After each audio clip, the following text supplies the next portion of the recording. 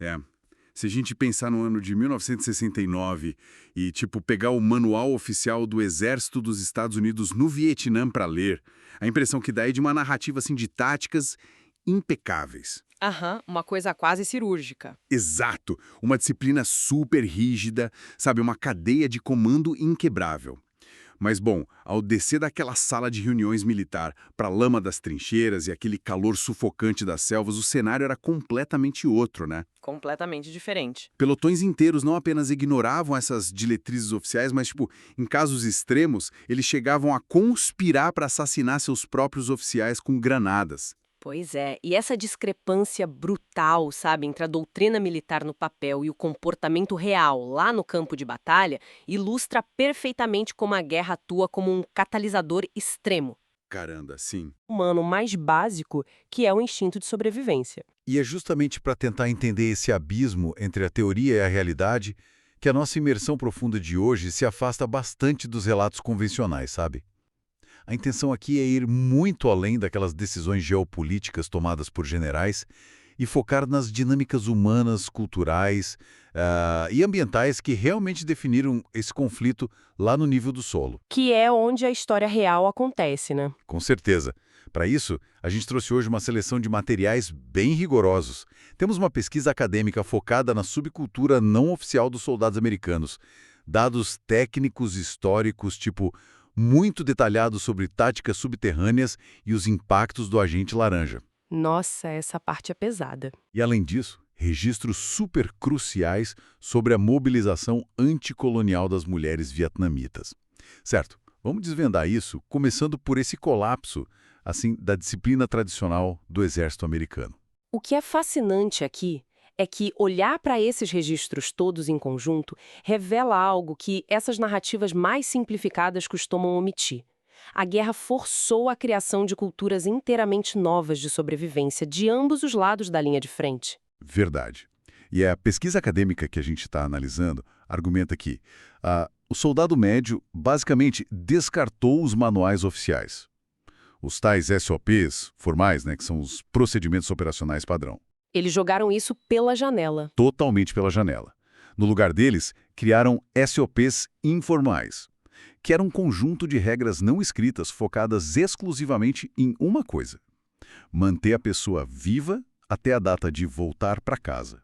Uhum. E tem um termo crucial aqui que explica, tipo, o mecanismo por trás dessa mentalidade inteira, que é o DUROS. É, o DUROS, que é a sigla em inglês para Date Eligible for Return from Overseas. Isso. Ou seja, a data exata em que o soldado estaria elegível para voltar do exterior. E olha, para entender o impacto mecânico disso na psicologia daquelas tropas, a gente precisa fazer um contraste rápido com guerras anteriores. Tipo a Segunda Guerra? Exatamente. Na Segunda Guerra Mundial, unidades inteiras treinavam juntas, sabe? Viajavam juntas e lutavam juntas até o fim do conflito.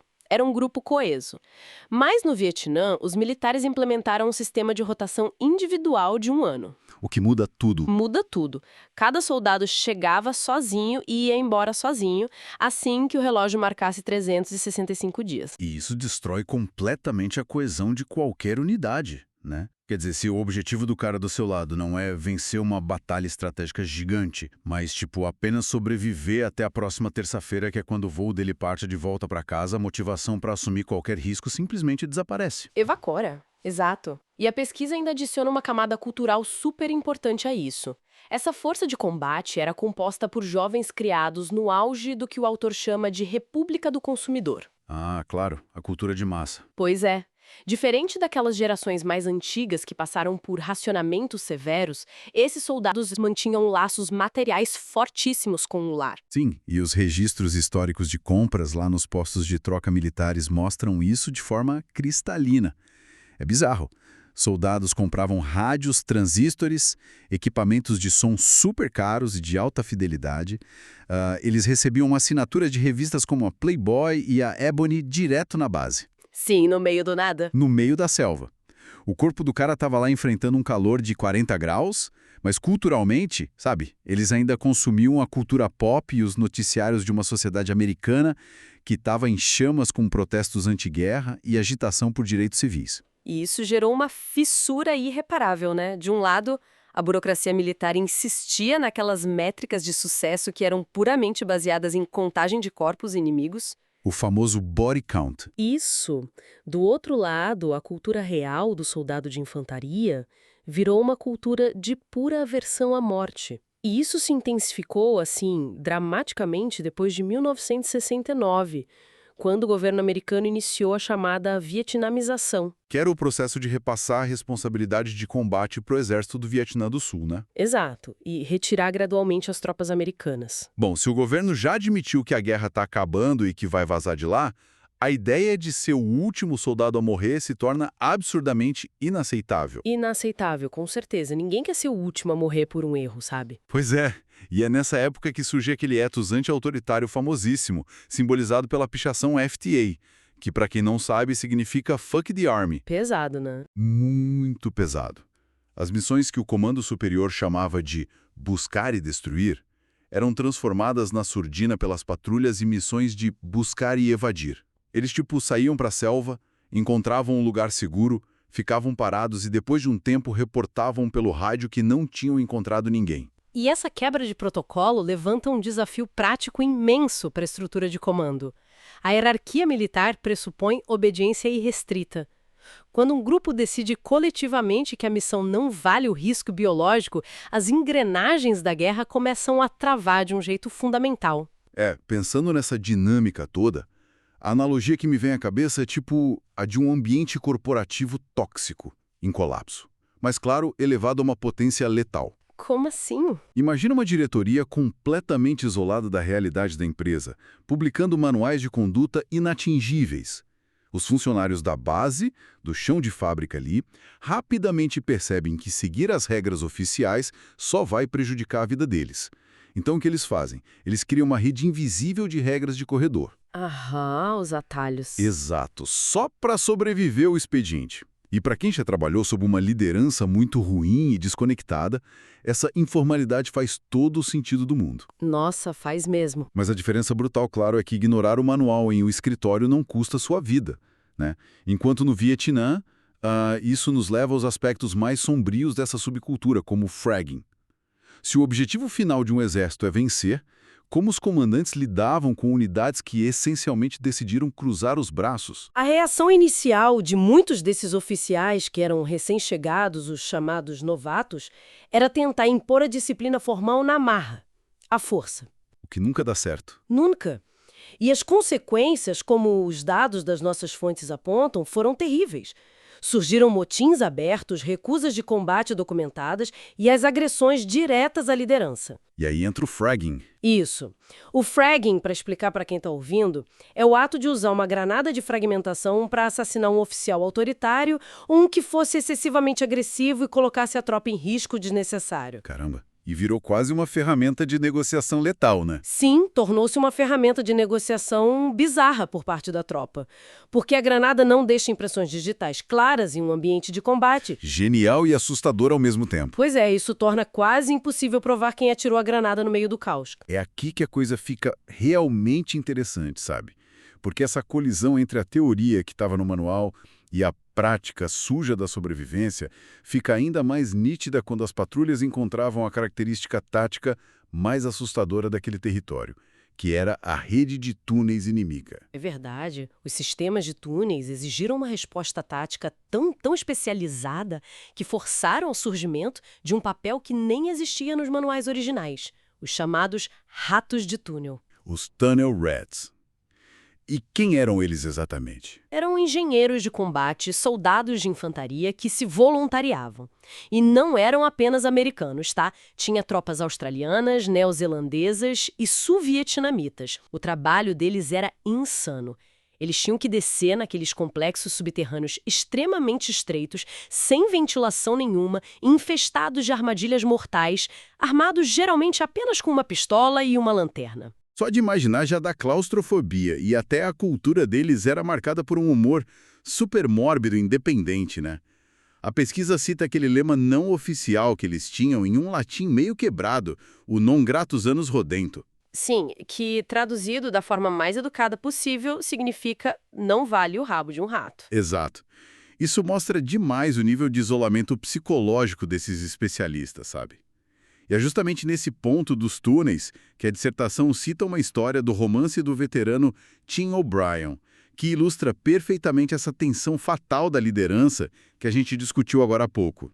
O romance conta a história do tenente Sidney Martin. É um exemplo ficcional, mas os dados mostram que é historicamente muito embasado na realidade de dezenas de unidades reais. Sim. E no caso da história, o tenente Martin assume o pelotão e exige que eles sigam o procedimento oficial.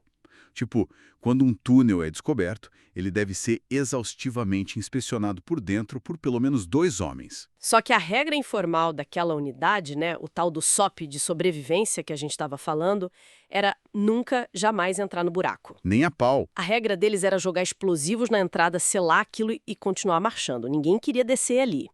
E aí o mecanismo trágico se desenrola quando esse tenente novato obriga 2 subordinados a descerem contra a vontade coletiva de todo o grupo. E dá tudo errado, claro. Dá tudo errado. Quando esses 2 soldados são mortos lá embaixo no processo, o contrato não escrito de sobrevivência do pelotão é completamente quebrado. E a resposta do grupo não é, sei lá, apresentar um protesto formal no RH do Exército? Não mesmo. A resposta é um plano coordenado para eliminar o tenente Martin com uma granada, neutralizando o que eles viam como a verdadeira ameaça imediata à vida deles.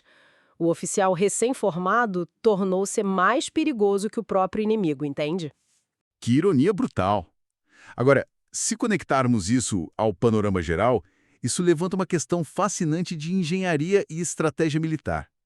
Por que os vietnamitas construíram uma rede subterrânea tão complexa a ponto de, sabe, enlouquecer o exército com os maiores recursos tecnológicos do mundo? Então, para entender isso, a gente precisa mudar o nosso foco para a sociedade vietnamita em si. Porque enquanto as tropas americanas lidavam com divisões internas severas, baixa motivação e toda essa tensão de sobrevivência, a resistência local operava de um jeito totalmente diferente. Sim, o povo vietnamita estava engajado do que eles viam como uma luta existencial. Uma luta de libertação anticolonial. E a rede de túneis não era só um esconderijo, sabe? Era uma resposta arquitetônica engenhosa a uma assimetria tecnológica absurda. Se o seu oponente controla os céus e tem um poder de fogo esmagador lá na superfície, a única forma de resistir e anular essa vantagem militar é transferir toda a sua infraestrutura civil e militar para debaixo da terra. O que desfaz um grande mito, né? Porque, por muito tempo, o imaginário da Guerra do Vietnã, especialmente a perspectiva cinematográfica ocidental, foi dominado por aquela imagem de jovens homens americanos lutando contra guerrilheiros invisíveis no meio da selva. Exato, sempre aquela mesma cena de filme. Pois é, só que essa narrativa raramente explora a infraestrutura incrível que tornava essa guerrilha possível. E é chocante perceber que, na realidade, aqueles soldados americanos poderiam estar lutando contra, milícias femininas altamente organizadas operando no subsolo. É uma verdadeira quebra de paradigma. E os documentos que a gente revisou sobre o papel das mulheres vietnamitas provam isso. Elas não ficaram, relegadas ao papel de vítimas civis passivas que só ficavam aguardando o fim dos confrontos. Longe disso. Muito longe. Elas se tornaram a espinha dorsal logística, econômica e combatente da resistência através do chamado movimento das 3 responsabilidades. E, para quem não conhece os detalhes que as fontes trazem, essas 3 frentes eram monumentais. A primeira responsabilidade era assumir integralmente a produção agrícola e manufatureira, já que boa parte dos homens tinha ido para a linha de frente. A economia do país não podia parar. Sim. A segunda era cuidar das famílias e das aldeias de forma quase totalmente autônoma. E a terceira, que é a que muitas vezes fica invisível nos livros de história ocidentais, era o combate direto. Isso mesmo, combate ativo. A gente está falando de um número estimado em 980 mil mulheres integradas às forças de guerrilha. Quase 1 milhão. E o nível de organização é o que mais impressiona, sabe? Não se tratava apenas de pessoas empunhando armas de forma desesperada e improvisada. O material descreve pelotões e esquadrões inteiramente femininos que foram altamente treinados para operar armamento pesado. Sistemas antiaéreos, inclusive. Sim, sistemas antiaéreos. Há relatos super documentados de esquadrões locais femininos, tipo os de Binh Duc e Mai Pho, que foram creditados por abater dezenas de aeronaves inimigas. Incrível. e até por emboscar batalhões de infantaria mecanizada, que era o orgulho das forças dos Estados Unidos. E as necessidades da guerra alteraram totalmente as estruturas de gênero ali. Sem falar que elas também orquestraram uma logística de suprimentos que parece coisa de ficção científica. Olha, elas gerenciaram a coleta e a distribuição de mais de 1,5 milhão de toneladas de arroz. Operaram redes de comunicação intrincadas e construíram hospitais de campanha dentro das redes de túneis. E imagina o rigor técnico necessário para realizar procedimentos cirúrgicos, tipo cirurgias abertas e cuidar de feridos graves em trincheiras subterrâneas sob constante bombardeio aéreo com napalm e explosivos. É surreal. E claro, os custos físicos e psicológicos de toda essa mobilização para a população foram devastadores. O regime que controlava o sul do Vietnã na época operava complexos prisionais horríveis, específicos para prisioneiros políticos e combatentes capturados. Sim, a prisão de Con Dao é um dos exemplos mais macabros. Com certeza. Os registros que lemos descrevem as tristemente famosas jaulas de tigre, né? Sim, umas jaulas de tigre. Que eram celas super minúsculas e superlotadas, onde mulheres capturadas enfrentavam privação extrema, torturas físicas severas e condições sanitárias quase nulas. O governo vietnamita depois até criou o título de Mães Herônicas do Vietnã, concedida àquelas que sofreram perdas incalculáveis de maridos e filhos, tentando meio que dimensionar o sacrifício de uma demografia inteira que precisou converter o luto em pura força bélica. Sabe, percebi que um exército invasor estava lidando não só com uma força militar oponente, mas com uma rede engenhosa inteira, onde quase 1 milhão de mulheres sustentava suprimentos médicos, operava armas e produzia comida pelo subsolo, cara. Isso muda completamente a nossa visão da guerra. Muda o jeito como a gente entende a resistência, né? Exato. Como você combate o inimigo que está literalmente entrelaçado com a terra, com as aldeias e com a sociedade de uma forma tão indissociável? E aí é que está a tragédia maior. Diante dessa força de resistência tão enraizada na selva e sustentada por redes rurais, a resposta tática encontrada pelo Comando Militar dos Estados Unidos foi tomar uma decisão que alteraria a ecologia do país de forma permanente. Eles decidiram que, se a guerrilha dependia da cobertura densa da selva para camuflagem e das plantações rurais para sustento alimentar, a estratégia tinha que ser destruir o próprio ambiente natural. Destruir o palco da guerra, basicamente. E aí é que entra a Operação Range Hand, que ocorreu lá entre 1961 e 1971.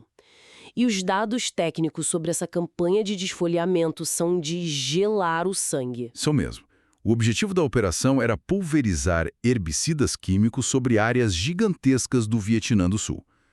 O herbicida mais infame dessa operação toda, e que a gente sempre ouve falar, ficou conhecido como agente laranja. Nomeado simplesmente pela cor da faixa que era pintada nos barris de armazenamento, né? Sim, super casual o nome para algo tão destrutivo. E, imparcialmente reportando os dados que as fontes trazem, a escala de aplicação desse produto não tinha precedentes na história militar. Cerca de 4,5 milhões de acres foram alvo de pulverização aérea. Para quem está tentando colocar isso em perspectiva, a campanha resultou na destruição estrutural de aproximadamente 20% de todas as selvas sul-vietnamitas. E, de forma ainda mais grave, até 50% dos manguezais costeiros, que são aqueles ecossistemas cruciais para o equilíbrio biológico de qualquer país. E a devastação foi tão profunda que as áreas tratadas repetidamente não conseguiam mais se curar. Elas perderam a capacidade de regeneração natural e o que crescia no lugar era uma vegetação rasteira, que os vietnamitas começaram a chamar com muita ironia de grama americana, porque mais nada produtivo crescia lá. Só que a ausência de árvores provou ser, incrivelmente, o menor dos problemas a longo prazo. O verdadeiro impacto humano ecológico estava num subproduto químico tóxico que contaminava a mistura do agente laranja por causa da pressa na fabricação comercial, né? A infame dioxina. Dioxina, exato. E os documentos descrevem um processo de contaminação assustador através de algo chamado amplificação biológica. E antes de você mergulhar nisso, me corrige se eu tiver entendido errado. No passado, eu costumava pensar no solo contaminado, sabe, como uma esponja colossal que simplesmente absorvia um derramamento tóxico irreparável. Muita gente pensa assim. Mas lendo os dados das nossas fontes agora, essa metáfora da esponja parece falha. Não é como uma esponja que apenas retém líquido. Parece muito mais com a lógica de juros compostos agindo em uma dívida tóxica. Olha, essa analogia dos juros compostos é muito mais precisa. Muito melhor do que a da esponja para explicar a mecânica da amplificação biológica ou biomagnificação, como a gente costuma chamar na ciência. Como funciona isso na prática? A dioxina é altamente persistente no meio ambiente, ela não se degrada fácil. E ela é solúvel em gordura animal. Então, o processo funciona assim. Quando o produto químico atinge o solo e é lavado pelas chuvas para os rios, ele é absorvido lá por organismos microscópicos em concentrações muito baixinhas. Até aí, ok. Ok. No entanto, pequenos peixes precisam comer milhares desses organismos. E aí eles começam a acumular a carga tóxica inteira no próprio tecido adiposo deles. A gordura do peixe guarda o veneno. Isso. E quando peixes maiores comem esses peixes menores e finalmente humanos ou aves acabam consumindo esses predadores lá do topo da cadeia, a concentração do veneno se multiplicou exponencialmente. É a bola de neve biológica. Exatamente. Uma quantidade minúscula que estava no solo, de repente se transforma numa dose massiva dentro do prato de comida humano. E como a ciência não estabelece uma margem de segurança segura e reconhecida para a exposição humana à dioxina, os efeitos na saúde populacional de várias gerações foram e, honestamente, continuam sendo uma catástrofe. É de revirar o estômago pensar como essa invisibilidade atuou ao longo do tempo. Os registros governamentais estimam que cerca de 400 mil mortes ao longo das décadas estão ligadas a cânceres causados por essa exposição. Sem falar no impacto transgeracional que a fonte aponta. Taxas altíssimas de defeitos congênitos graves, como a espinha bífida, e nascimentos que os médicos na época frequentemente documentavam com a linguagem severa de anomalias no desenvolvimento fetal. E isso afetou todo mundo na região. Populações locais, famílias de refugiados e, veja só, os próprios veteranos americanos que manipularam os barris achando que era seguro. Todo mundo perdeu? Então, o que isso tudo significa no grande esquema das coisas? Destruir o meio ambiente como arma de guerra cruza uma linha moral e ética que meio que torna qualquer ideia de vitória irrelevante, né? Afinal, o território que você queria conquistar se torna inabitável para todo mundo. E tem um componente sociopolítico profundo ligado a essa destruição ambiental apontado nas nossas pesquisas. Além dessa guerra química direta contra o ecossistema e contra as selvas, o alvo secundário da pulverização eram as plantações dos civis. Ah, claro, a comida deles. Sim, foi usado deliberadamente como uma ferramenta de contra-insurgência. Ao destruir a capacidade daquela terra de produzir alimento de forma sistêmica, as forças militares causaram uma expropriação em massa e geraram milhões de refugiados ecológicos. Forçando uma urbanização caótica. Exato. Populações rurais inteiras precisaram abandonar os campos correndo e tiveram que migrar para as áreas urbanas sob controle do exército sul-vietnamita para tentar isolar a guerrilha do suporte civil que elas davam. É aquele ponto cego ético gerado pelo desespero militar. A guerra química redefiniu totalmente o que significa vítima colateral. E quando a gente analisa isso, levanta aquela pergunta jurídica enorme, né? Porque o material também cobre isso.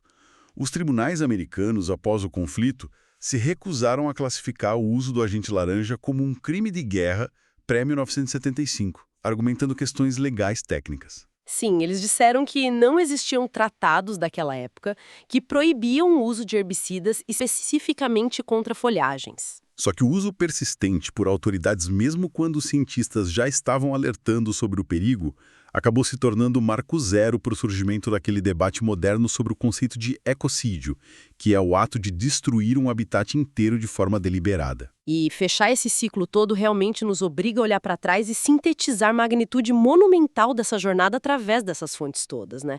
Iniciar a análise pensando que a guerra é apenas aquele tabuleiro de estratégias de generais provou ser uma ilusão muito grande. Muito. O quadro real vai muito além da geopolítica fria da Guerra Fria.